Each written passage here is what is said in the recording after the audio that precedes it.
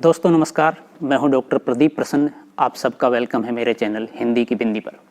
आइए आज कुछ नई बात सीखते हैं नए टॉपिक के साथ में।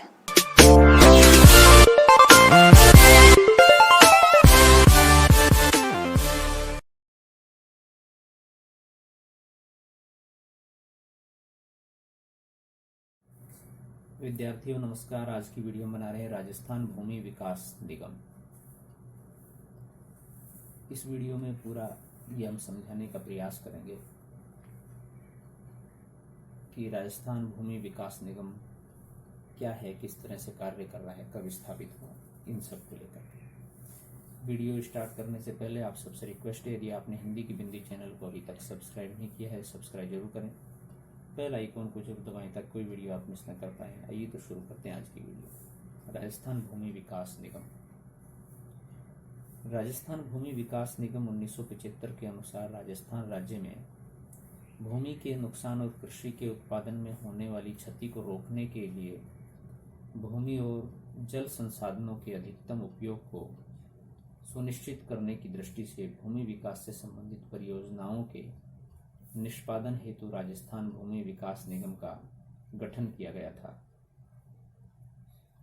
वर्तमान में राज्य सरकार के निर्देशानुसार राजस्थान भूमि विकास निगम द्वारा वर्ष 1997-98 से राजस्थान राज्य में कृषकों को कृषि उपयोग हेतु कृषि निदेशालय द्वारा निर्धारित दरों पर जिप्सम वितरण का कार्य संपादित किया गया था। भूमि सुधार कानून।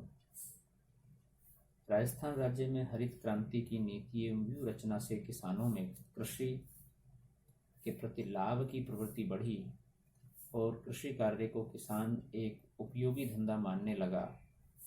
किसानों को खातेदारी अधिकार मिलने से जागीरदार जमींदारों के शोषण से मुक्ति मिलने और उचित तथा तर्क संगत लगान निर्धारण, जोतों की सीमा निर्धारण आदि से किसानों का कृषि के प्रति रुझान बढ़ा।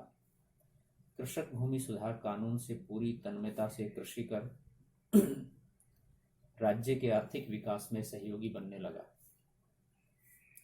सन 1949 में राज्य के गठन के समय 34,648 गांवों में से 60% जागीरदार प्रथा, 20% जमींदार और विश्वेदार प्रथा, 20% क्षेत्र में ही मात्र रैयतवाड़ी प्रथा थी।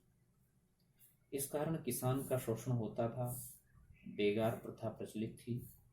मनमाने ढंग से लगान वसूला जाता था। बेदखली की प्रथा मौजूद थी। लाटा प्रणाली प्रचलित थी। इस कारण से भूमि सुधार कानून बनाया गया।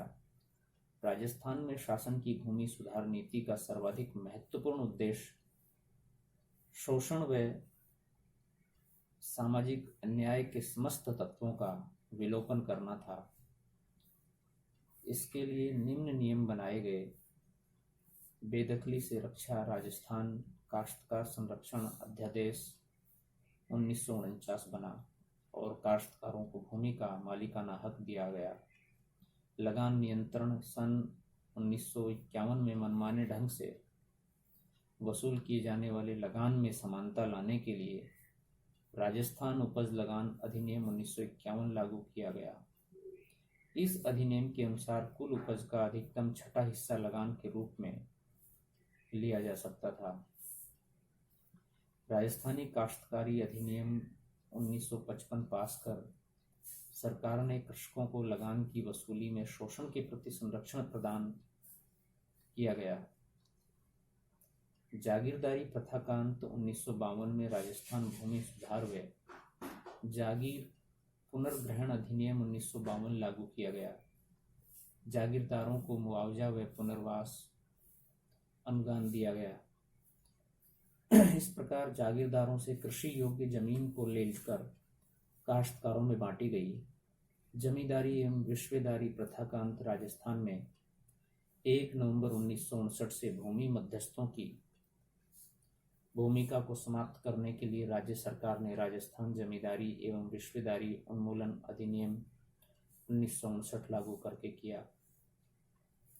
राजस्थान काश्तकारी अधिनियम 1955 राजस्थान राज्य में काश्तकारों को भूमि में स्वामित्व के अधिकार देने के लिए भू निर्धारण की सुरक्षा प्रदान करने, बेदखली पर नियंत्रण करने, लगान के न्यायोचित निर्धारण करने, भूमि हस्तांतरण के अधिकार किसानों को देने, भूमि की रहन में अवधि 5 वर्ष से अधिक नहीं होने,